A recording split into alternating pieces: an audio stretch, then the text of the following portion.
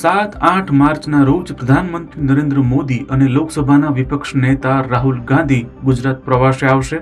PM Modi Surat નવસારીના કાર્યક્રમમાં હાજરી આપશે, જ્યારે રાહુલ ગાંધી કોંગ્રેસના રાષ્ટ્રીય અધિવેશનની તૈયારીઓની સમીક્ષા કરશે. ભરૂચના દહેજમાં આવેલ કેમિકલ કંપનીમાં ભીષણ આગ.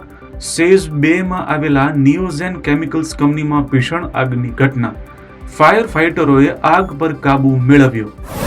ઉત્તર ભારતના પહાડી રાજ્યોમાં ભારે બરફ વર્ષાને કારણે ગુજરાતના વાતાવરણમાં પલટો. લઘુત્તમ તાપમાનમાં ઘટાડો થતા વહેલી સવારે અને મોડી રાત્રે અનુભવાયો ઠંડીનો ચમકારો. હજુ 4 દિવસ અનુભવાશે હળવી ઠંડી. ગાંધીનગર મુખ્યમંત્રી નિવાસ સ્થાને ભાજપને પ્રદેશ પાર્લામેન્ટરી બોર્ડની બેઠક મળી. સ્થાનિક સ્વરાજ્યની ચૂંટણીમાં જીત બાદ વિવિધ સંસ્થાઓમાં હોદ્દેદારોની વરણી માટે સંભવિત નામોની ચર્ચા થઈ. આજે નામોની જાહેરાત થાય તેવી શક્યતા.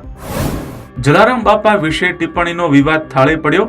આગામી સમયમાં મંદિર અને સમાજની અનુકૂળતા મુજબ જ્ઞાન પ્રકાશ સ્વામી વીરપુર મંદિરે આવી પરિવારની માફી માંગશે. સીએ ઇન્ટર અને ફાઉન્ડેશનનું પરિણામ જાહેર.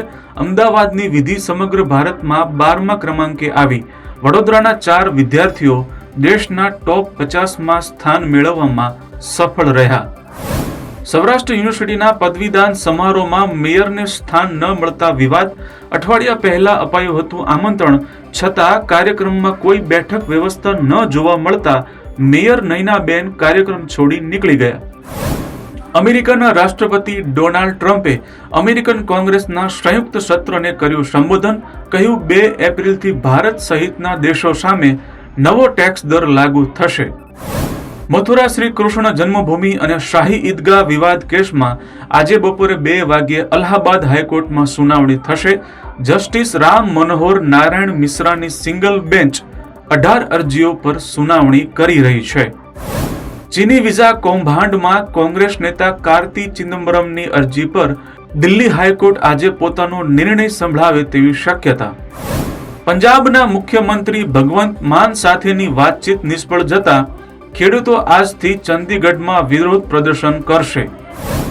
ઓસ્ટ્રેલિયાને હરાવી ભારતીય ક્રિકેટ ટીમ સતત 3જી વાર ચેમ્પિયન ટ્રોફીની ફાઇનલમાં પહોંચી. આજે બીજી સેમીફાઇનલમાં દક્ષિણ આફ્રિકા અને ન્યૂઝીલેન્ડ વચ્ચેની મેચમાં જે જીતશે તેની સામે ભારત ફાઇનલમાં ટકરાશે. વિદેશ મંત્રી એસ જયશંકરે બ્રિટનના ગૃહ સચિવ યવેટ કૂપર સાથે કરી મુલાકાત. બંને વચ્ચે માનવ તસ્કરી અને આતંકવાદ સામેના પગલા સંદર્ભે થઈ ચર્ચા. પ્રધાનમંત્રી નરેન્દ્ર મોદી આજે રોજગાર વિષય પર આયોજિત પોસ્ટ બજેટ વેબિનારમાં ભાગ લેશે. રોકાણ, અર્થવ્યવસ્થા સહિતના મુદ્દા પર વિડીયો કોન્ફરન્સના માધ્યમથી કરશે સંબોધન. ભારત પ્રવાસે આવેલા બેલ્જિયમના રાજકુમારી એસ્ટ્રીડે નવી દિલ્હી ખાતે પ્રધાનમંત્રી નરેન્દ્ર મોદી સાથે કરી મુલાકાત. વેપાર, ટેકનોલોજી, સંરક્ષણ, કૃષિ સહિતના ક્ષેત્રમાં નવી ભાગી દ્વારા અમર્યાદિત તકો ખોલવા બાબતે બંને વચ્ચે ચર્ચા થઈ. સંઘના વડા ડોક્ટર મોહન ભાગવતે ભોપાલ ખાતે વિદ્યા ભારતી અભ્યાસ વર્ગનું કર્યું ઉદ્ઘાટન.